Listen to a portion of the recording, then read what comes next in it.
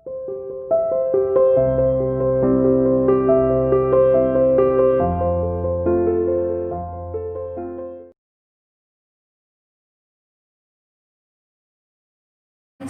welcome to online classes of Sierra International School. So let's move towards our last topic of this chapter, the pair of linear equations in two variables. ठीक है, अब देखिए statement वाले question से थोड़े से अलग हैं, ध्यान समझिएगा। कहता है Ritu can road downstream 20 kilometre in 2 hours, upstream 4 kilometre in 2 hours. Find her speed of rowing in still water and speed of the current. कहता है अब देखो पहली बात तो इस क्वेश्चन में दो वर्ड्स न्यू है आप लोगों के लिए, एक तो डाउनस्ट्रीम और एक होता है अपस्ट्रीम। क्लियर? तो पहले तो इनका मीनिंग क्लियर कर लेते हैं, डाउनस्ट्रीम और अपस्ट्रीम। देखो डाउनस्ट्रीम मतलब होता है सेम डायरेक्शन और अपस्ट्रीम मतलब होता है अपोजिट डायरेक्शन। मैं सपोज करो अगर आप साइकिल से इस डायरेक्शन में मूव कर रहे हो, ठीक, और हवा की डायरेक्शन भी यही है, ठीक, तो इस केस को हम क्या कहेंगे, डाउनस्ट्रीम। क्लियर? और अपस्ट्रीम मतलब क्या होता है कि आप इस डायरेक्शन में मूव कर रहे हो और हवा की जो डायरेक्शन है वो आपके अपोजिट है, उसको हम क्या बोलते हैं, अपस्ट्रीम। क्लियर? अप अपोजिट, इसको आप ऐसे याद कर सकते हो, अप अपोजिट।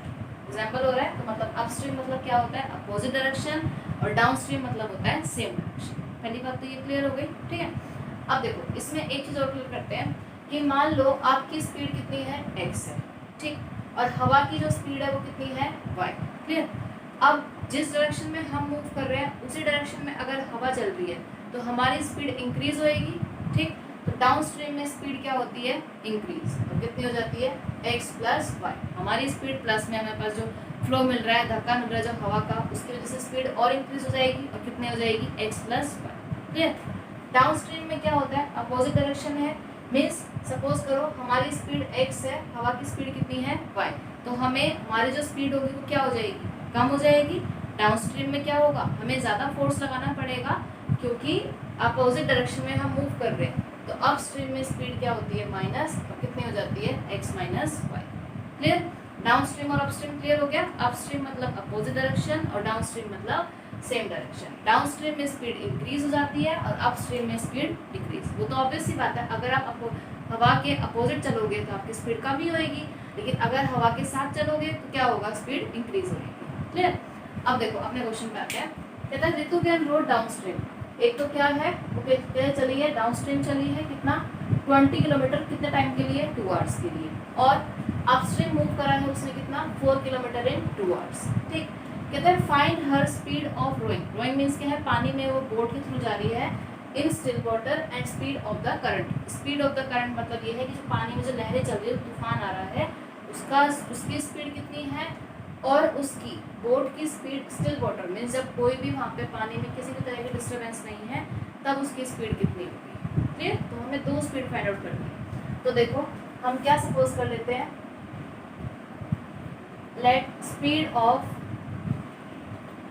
ड्रॉइंग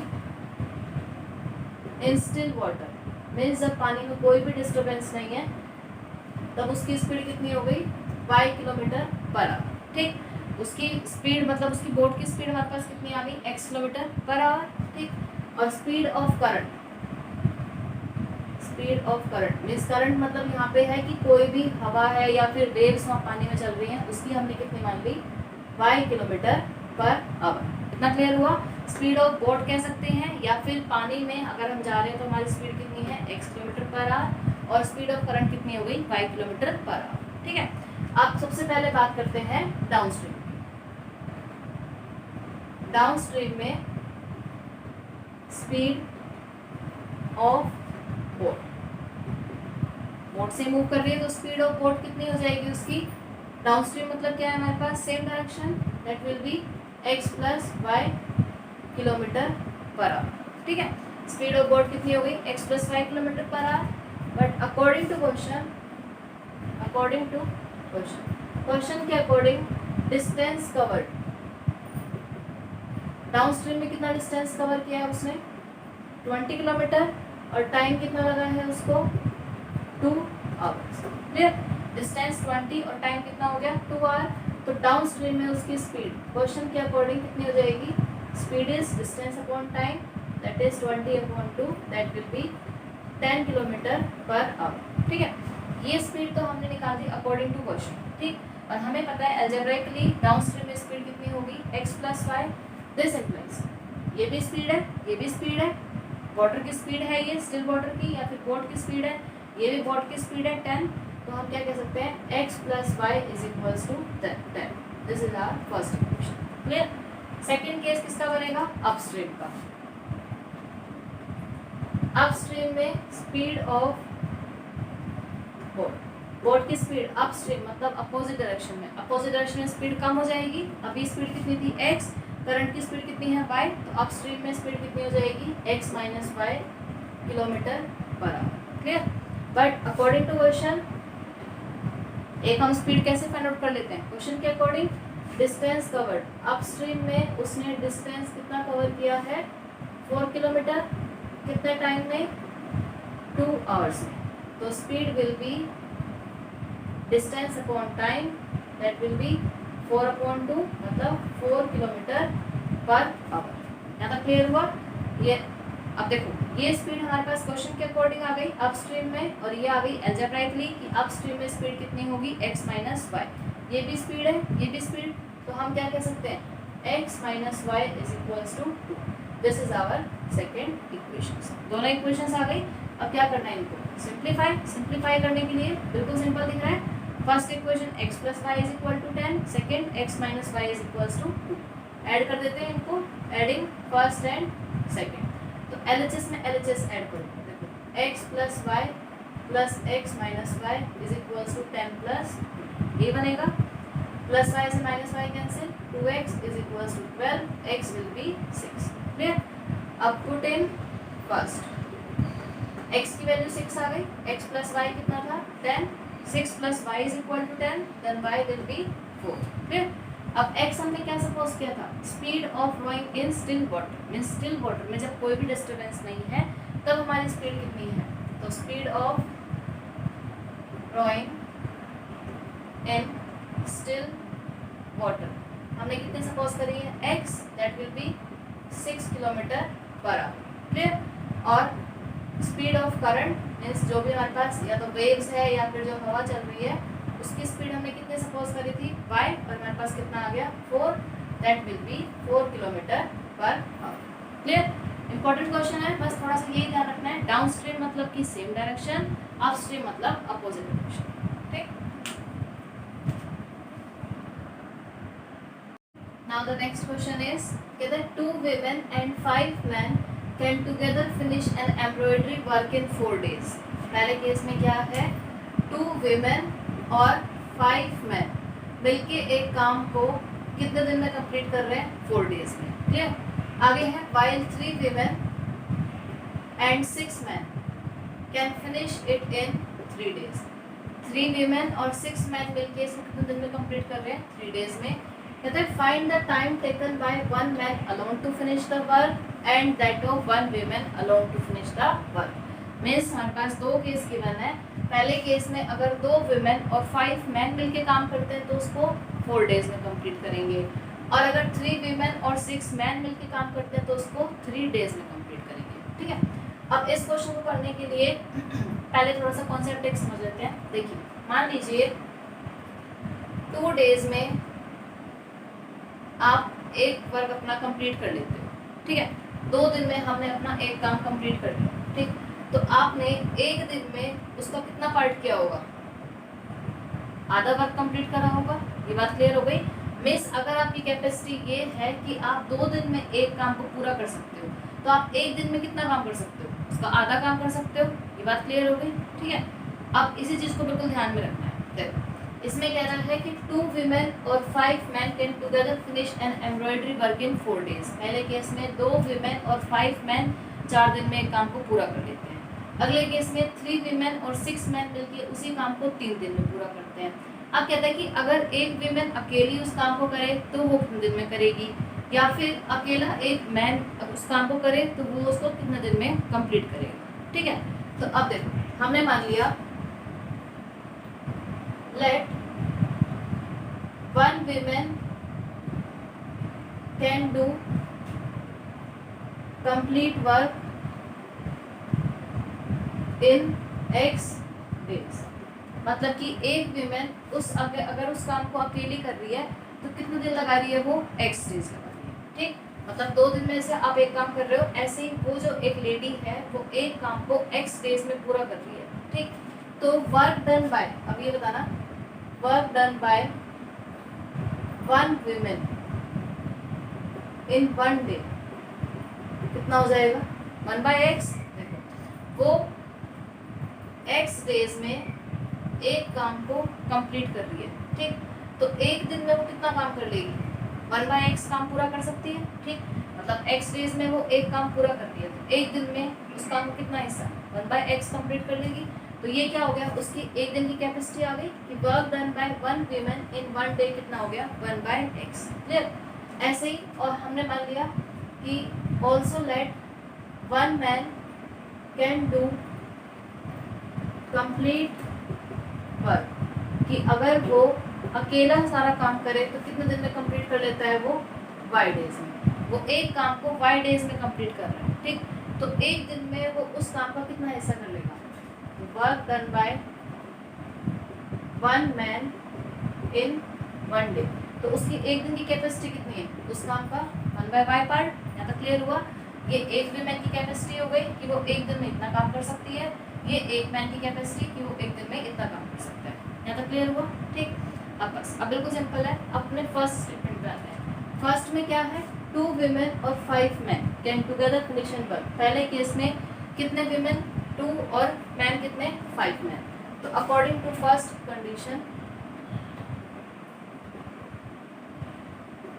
कंडीशन में कितने विमेन है 2 हैं। एक विमेन की कैपेसिटी कितनी है एक दिन की 1/x, तो 2 की कितनी हो गई हमारे पास 2/x। क्लियर। साथ में मिलके काम कर रहे हैं, प्लस कितने मैन है 5 मैन। 1 मैन की कैपेसिटी कितनी है 1 डेज की 1/y। टोटल मैन कितने हैं 5, तो 5 मैन की कितनी हो गई 5/y। क्लियर।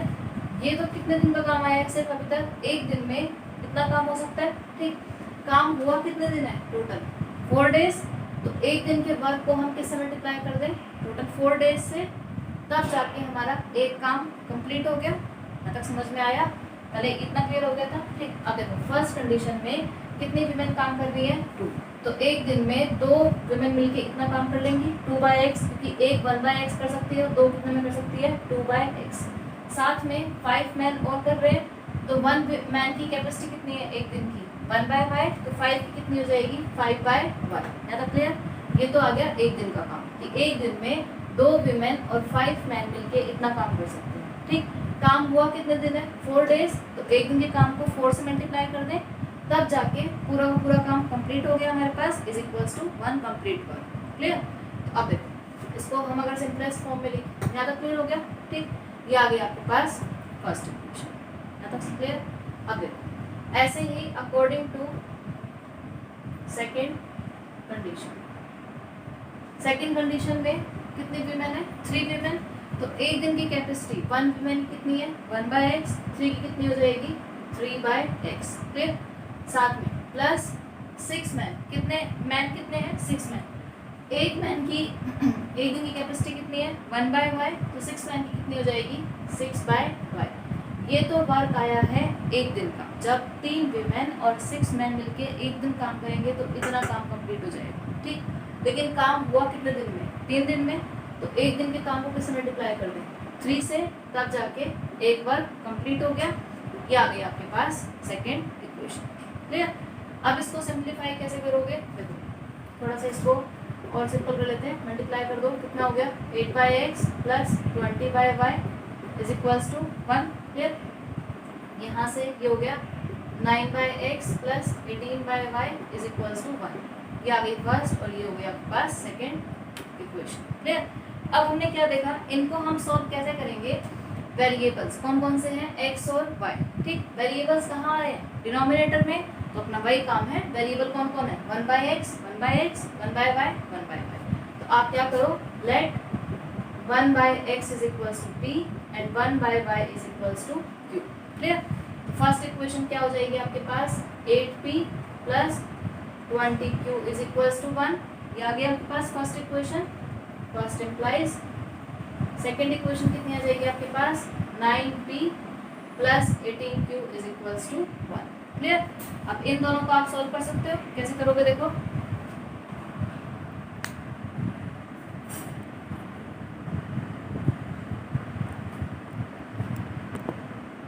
अब देखिए ये इक्वेशंस आ गई है, इनको कैसे सॉल्व कर लेते हैं अपना भाई सब्स्टिट्यूशन मेथड। तो ये थर्ड और ये फोर्थ, ठीक। थर्ड इक्वेशन में से p की वैल्यू फाइंड आउट करते हैं, कितना हो जाएगा p इज इक्वल टू देखिए 1 माइनस 20q प्लस है, इधर जाके माइनस 1 माइनस 20q, 8 मल्टीप्लाई में है, ये आ गया डिवाइड, ये आ गया आपके पास फिफ्थ इक्वेशन। क्लियर। अब ये वैल्यू कहाँ पुट कर दोगे, फोर्थ में पुट इन 4, ये हो गया 9 into 1 minus 20q divide by 8 plus 18q is equal to 1। Clear. Solve करोगे तो ये हो गया 9 माइनस 180q, एलसीएम लोगे ये हो जाएगा 144q is equals to 8। Clear. ये हो गया आपके पास 9 minus 36q is equals to 8, ये प्लस 9 इधर जाके माइनस 8 माइनस 9 माइनस 1, ये हो गया 36q is equal to 1, q will be 1 by 36। Clear. ऐसे ही हम p की value fifth implies p is equals to 1 minus 20q, q की वैल्यू 1 बाय 36 डिवाइड बाय 8। ठीक है। अब ये इसको 4 से कैंसिल करें तो ये हो गया 5 और ये हो गया 9, 1 minus 5 by 9 divide by 8, 9 LCM लोगे 9 minus 5 4, 4 divide by 9 into 8 that will be 1 by 18। Clear. p और q आ गए आपके पास, ठीक। लेकिन वेरिएबल्स जो हमने सपोज किए थे स्टार्टिंग में वो क्या थे, x और y। q हमने किसको सपोज किया था 1 by y, 1 by y is equals to 1 by 36, this implies y is equal to 36। Also 1 by x is equal to p that is 1 by 18, तो x इज इक्वल्स टू 18। यहाँ तक clear हो गया, ठीक है। तो work done by means time taken by one women, कि अगर एक वीमेन अलोन अगर काम करती है तो उसको कितने दिन लगेंगे 18 डेज। और time taken by one man alone, अगर एक मैन अकेला काम करता है तो उसको कितना टाइम लगेगा 36 डेज। यही हमने एक्स और वाई सपोज करे थे, ठीक है। नाउ द लास्ट क्वेश्चन, कहता है Rohi travels 300 kilometre to her home partially by train and partially by bus. Means हमारे पास टोटल डिस्टेंस है कितना 300 किलोमीटर, ठीक। और रूही एक गर्ल है जो इस डिस्टेंस को कवर करती है, कुछ डिस्टेंस को कवर कर रही है ट्रेन से और कुछ कर रही है बस से, ठीक। आगे है शी टेक्स 4 आवर्स, पहला केस स्टार्ट हो गया, कहता है शी टेक्स 4 आवर्स, उसको कितना टाइम लगा है 4 आवर लग रहे हैं। कब, if she travel 60 kilometre by train, अगर वो ट्रेन से कितना मूव कर रही है 60 किलोमीटर एंड रिमेनिंग बाय बस। मतलब अगर हम पहला केस डिस्कस करें तो अगर 300 में से फर्स्ट 60 किलोमीटर वो किससे ट्रैवल कर रही है ट्रेन से, ठीक। और बाकी कितना रह गया 300 माइनस 60 दैट इज 240 वो ट्रैवल कर रही है किससे बस से, तब उसको कितना टाइम लग रहा है 4 आवर्स। फर्स्ट केस यही है, ठीक। आगे है if she travels 100 kilometre bye train, total distance फिर से भाई हमारे पास कितना 300। क्लियर। अब कह रहा है 300 में से अगर वो 100 किलोमीटर किससे ट्रैवल कर रही है ट्रेन से, सपोज करो इतना 100 किलोमीटर किससे ट्रैवल करा उसने ट्रेन से, एंड रिमेनिंग बाय बस, रिमेनिंग मतलब टोटल 300 था, 300 में से 100 किलोमीटर किससे ट्रैवल किया ट्रेन से, बाकी बचा हुआ मतलब 200 किससे ट्रैवल किया उसने बस से, ठीक।